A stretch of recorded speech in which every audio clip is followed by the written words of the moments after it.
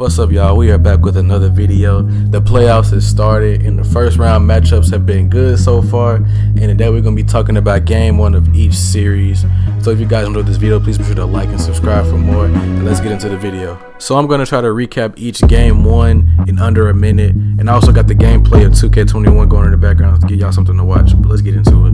First game, we got Bucks versus Heat. The Miami Heat as a team shot 40% from three, and they took 50 attempts, so that means they made 20 of their threes. Even if they couldn't make their threes, the Bucks, they still shot pretty bad from the floor and from the free throw line. They shot 44% from the field, and they shot 60-something% from the line. A lot of eyes are going to be on Drew Holiday, and overall in this debut playoff game with the Bucks, he didn't do too bad. Although he went 0 for 5 from 3, he still played pretty good defense. Now on to the Heat. In my opinion, if Jimmy Butler wants to be as effective as he was last year, he can't be taking 9 threes.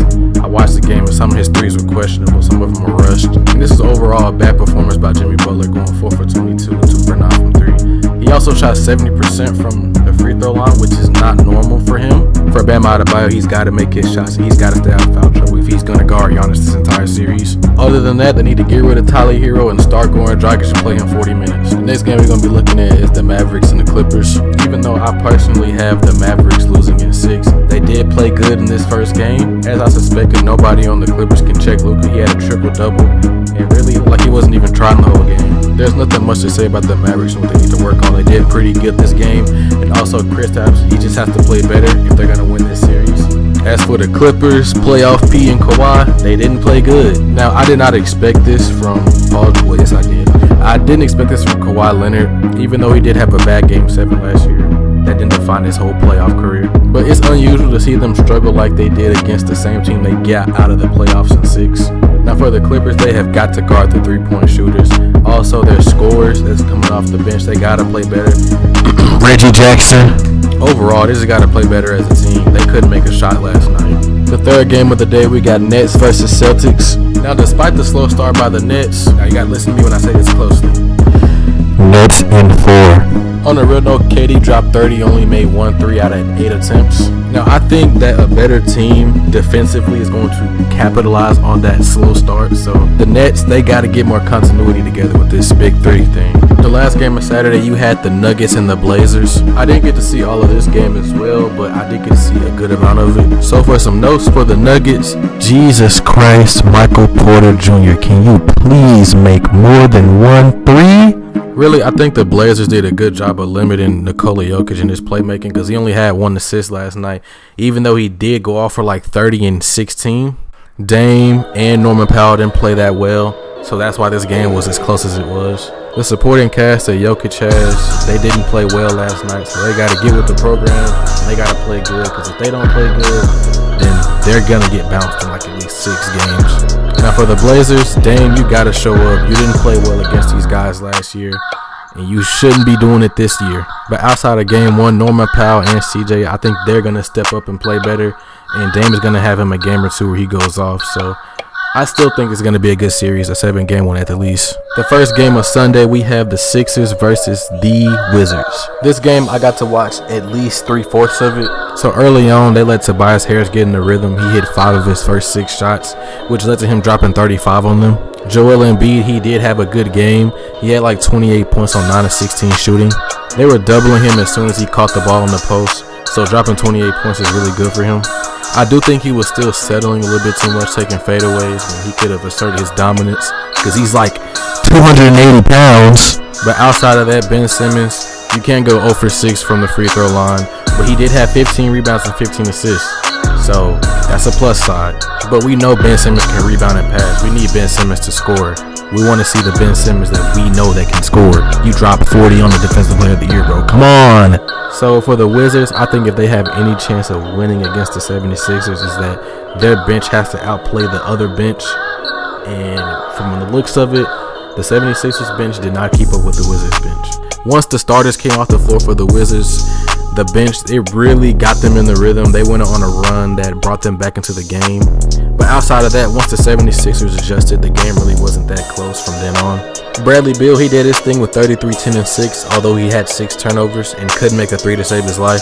Russ had 16 and 14, shooting 7 for 17, by the way. But I think game 1 is going to be what we see all series. The bench is going to keep the Wizards in the game for most of the time, and then the starters is going to take over for the 76ers. Woo! We on to this game right here. The Lakers and the Suns, man. A lot of people want to hear this one. So I may go over a minute when talking about this one just because a lot of people wanted to watch this game right here. Because, you know, LeBron James. I didn't get to see all of the game, but what I did see, it interested me. So let's start with the Lakers. The Lakers, they did not play good at all. LeBron James, he did not play good. Anthony Davis, he did not play good. I didn't check the box score after the game, but let me go do that right now. So Anthony Davis, I got a bone to pick with you, bro. So a lot of people have been saying Anthony Davis is Defensive Player of the Year candidate, man. His man went 10 for 11, 21 and 16 on him.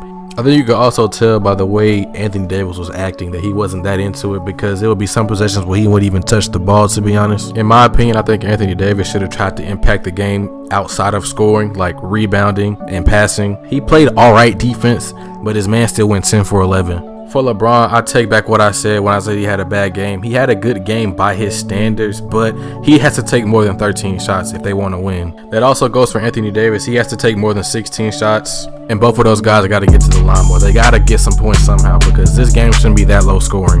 I think for the Lakers, you got to pressure the Suns to keep up with your offense. That's the way I think they're going to win. Also, KC3, Kyle Kuzma, and Caruso. Oh, and Wesley Matthews. Overall, the whole supporting cast of the Lakers did not play that well today. But let's get on to the Suns. For y'all to win against the Lakers with the injured CP3, I think that's a morale booster for the whole team, because I think he's going to come back in this series healthy. On a side note, with Chris Paul's shoulder injury, that jump shot he hit over Kyle Kuzma was nice as hell. I think if you're the Suns, for offense, you just rinse and repeat because Chris Paul wasn't 100%. But you do got to make your adjustments to how they play you. Other than that, I think this game is going to be a 6-game series. It can go either way, though. The next matchup, we have the Knicks and the Hawks.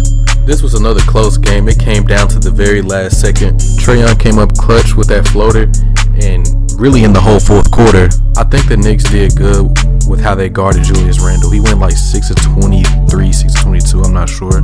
But if the Knicks want any chance of winning this series, their starters have to produce.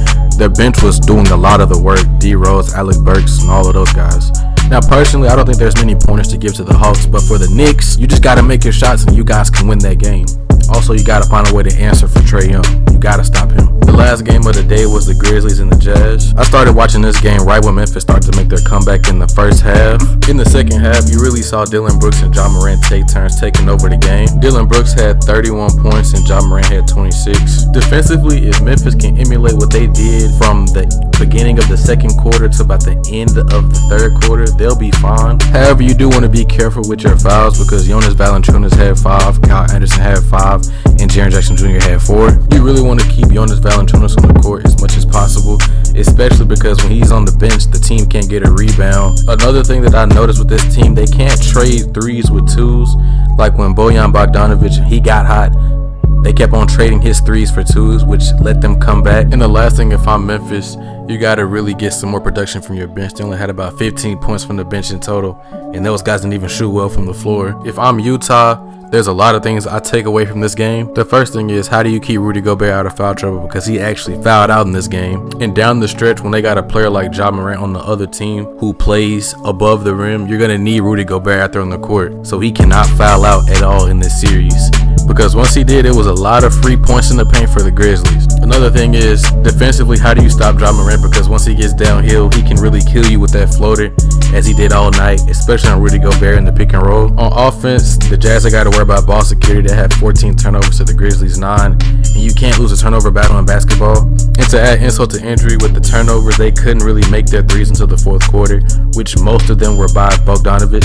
And you can see why people always say you live and die by the three, because these guys could not make a three for most of the game, and once they started making threes, they came back into the game. However, Memphis, they need to work on making their threes too, because they shot 7 of 20 on 35%. That's better than the Jazz, but you can't just make 7 threes and expect to win a game in today's NBA. But this sums up the game ones of every first round series. If you guys did enjoy this video, please be sure to like and subscribe for more. I will be uploading game 2 sometime on Wednesday night. But other than that, I'll see you guys later in the next video. Goodbye.